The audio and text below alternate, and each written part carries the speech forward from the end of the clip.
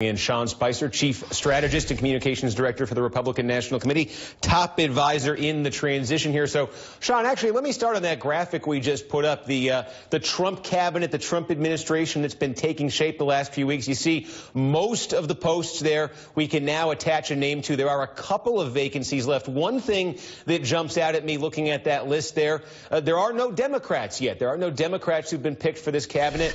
We've seen in the past couple administrations there's been, one or two picks from the other party that presidents have put out there. With these final outstanding picks, is that something on your mind, trying to find a Democrat as a gesture of bipartisan unity to put into this cabinet?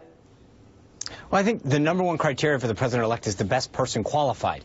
And you've noticed that from these picks, regardless of the department, they are all agents of change. They are successful individuals, whether it's in the military, government, business, academia, who are ready to make real change. So I don't think that someone's political party is necessarily going to be the driving factor. He's going to be looking for the most qualified. He's met with over 90 individuals for potential positions, and you've seen they've ranged from Democrats, Republicans, Republicans that opposed him, Republicans that, sought the nomination against him. You mentioned the tech meeting today. I'm not really sure, aside from his own staff, that there were too many people in that room that voted for Donald Trump. But he's reaching across the aisle, trying to find the best and brightest, bringing ideas and people into an administration that's going to really change things up. Well, speaking of, you're saying looking for the most qualified here, then the judgment from Donald Trump is that the most qualified candidate Secretary of State is Rex Tillerson, the ExxonMobil CEO. Right. This is an interesting pick because some of the skepticism, some of the concerns that have been raised so far are coming from Donald Trump's party, from your party, from Republicans. This was Marco Rubio. He put this up on Twitter. He said, being a friend of Vladimir is not an attribute I am hoping for from a Secretary of State. That was in reference to Rex Tillerson, to an award that he won that was presented by Vladimir Putin in Russia a few years ago. This is an interesting situation. I know you feel Tillerson is the most qualified, but I think my question to you is, have you guys thought about the strategy of getting him confirmed by a Senate where there are Republicans who are concerned about him? If you lose a few Republicans here, this nomination could be in trouble, couldn't it? Look, I'll guarantee you this. The guy's going to sail through confirmation because he is probably largely unknown to a lot of these individuals. Once people meet him, I had an opportunity to speak with him. He is so unbelievably qualified. It's unreal. He's business-wise. He's a world-class business leader that's been highly successful. As a personal story, it's unbelievable rags to riches. He started working at age 8 mowing lawns. He stayed in his parents' living room until he went to college because they couldn't afford more than a one-bedroom place. I mean, this is the true embodiment of the American success story. And when you talk to Rex Tillerson and you get to know him, you just become inspired by what he's done and what he could do for this nation. So I understand that some of these folks may not know him. I think they're going to be unbelievably impressed with the choice that Donald Trump's made. But the reality is this, that he has relationships in over 200 countries that span 40 years. Of course he's going to know Vladimir Putin. That's where Exxon does a lot of business.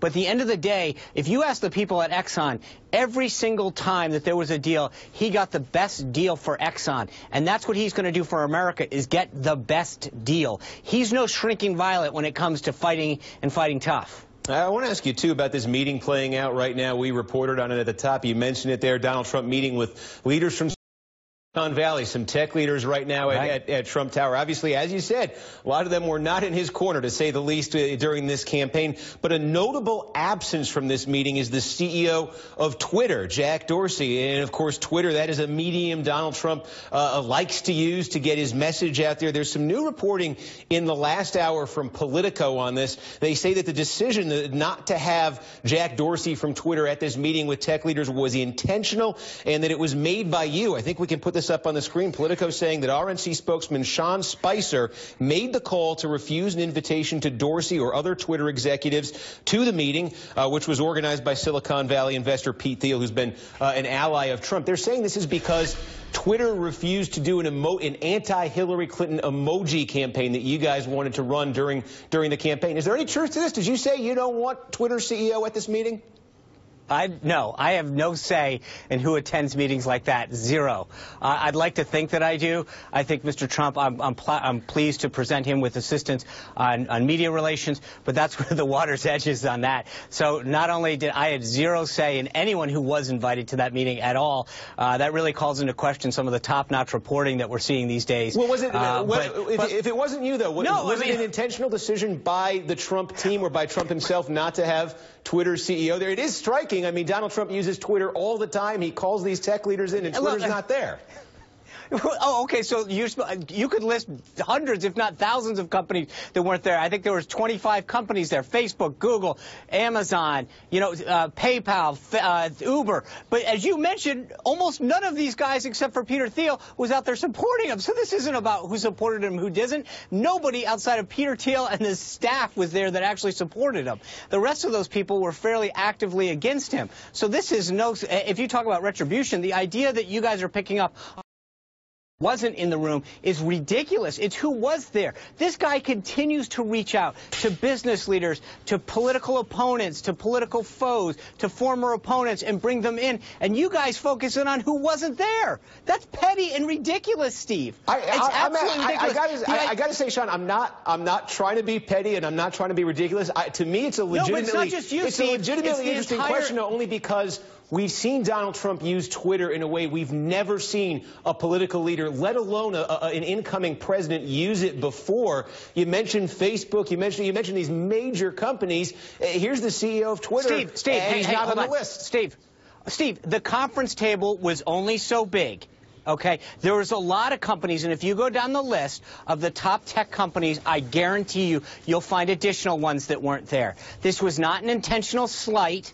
And it's frankly ridiculous that you're sitting around. There is only so many people that can actually sit around a conference table. It was packed. And there were tens, if not hundreds, of other companies and executives that were dying to get in this meeting. So the idea that Twitter is that petty, that they're talking about that some press flack, has the authority to decide who Donald Trump will meet with is ridiculous. All right, Sean Spicer, I'm told our shot is about to go down. I thank you for joining us. Appreciate the time. Our shot did just go down. There we go. Perfect.